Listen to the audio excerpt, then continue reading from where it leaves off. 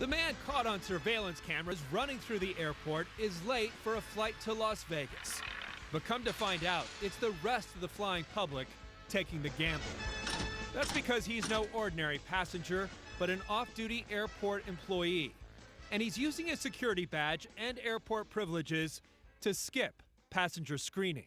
A fellow airport employee, aware of what he's doing, stops him at the gate before he boards the plane. Tell me what happened, man. When airport police interrogate the worker, he tells them how he did it. Leaving his car in an employee parking lot, he takes the employee bus to the terminal and then goes through an employee entrance where all he had to do was swipe his badge. His bags are never searched. Then he casually mentions something else. And your gun's in your vehicle. That's right, the man has a permit to carry, and he's got a loaded gun in the trunk of his car. The cop is incredulous. And you could have easily not left that gun in the vehicle and boarded a plane to Vegas with a gun.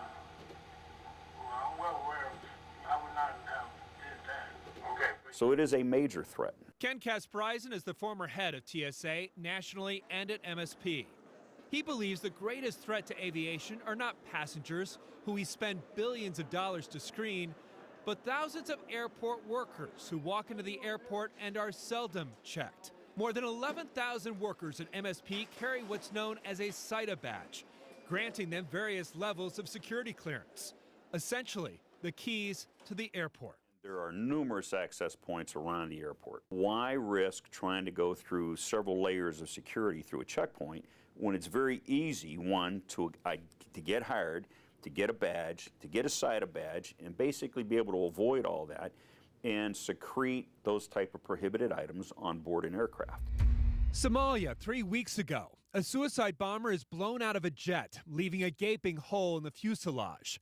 Surveillance video at the Mogadishu airport catches an airport employee handing him a suspected bomb, disguised as a laptop. Egypt, last October.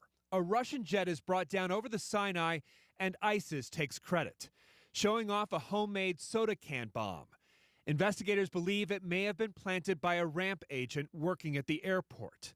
Our man at MSP was also a ramp agent who guides in planes and loads cargo, and had the same kind of access to the tarmac.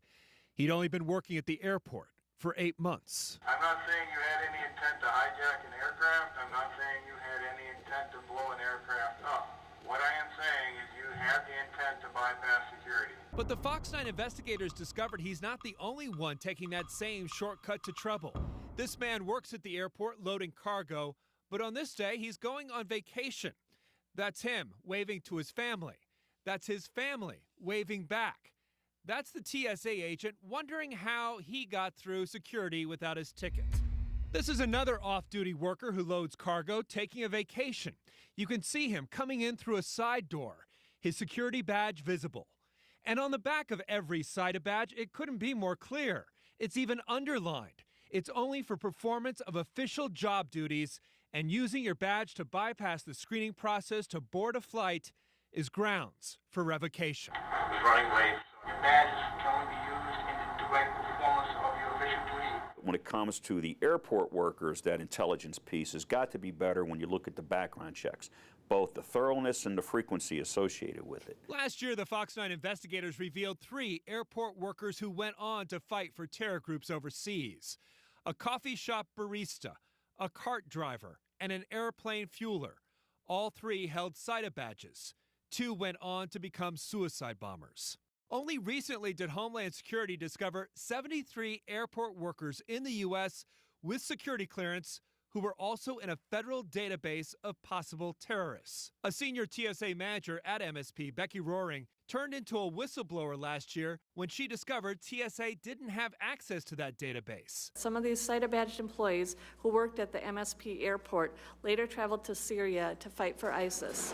It's complicated by the fact that 25% of the workforce at MSP were actually born outside the U.S., from 140 different countries. primarily Ethiopia and Somalia. The problem is, if someone is a refugee, someone doesn't have that true background that you could check, how far can you go back to really determine if this person is low risk and deserving of that type of access or not? Is the solution to screen every single airport worker? That would cost billions. You can't afford it. You cannot do that. I think it comes down to addressing each of the elements of the risk. And that's what TSA is trying to do, recently announcing a series of changes, requiring all airport employees traveling as passengers to be screened, something that was already required at MSP. Random screening of airport workers throughout the day, reducing the number of employee access points. But the Fox 9 investigators discovered most airport workers at MSP still use entrances only requiring them to swipe their SIDA badges. The exception for all to see is in the lobby and 2 new screening lanes for workers, side by side with passengers. But we learned this configuration can also lead to confusion. Last December, this passenger slipped through without anyone checking his boarding pass or ID.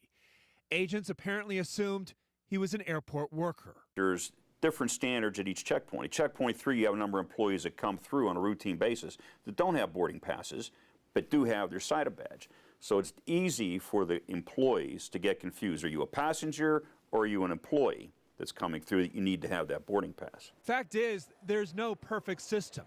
Even as 30,000 passengers a day go through screening, 12,000 airport workers with a badge are seldom searched. Many could have the opportunity to do harm.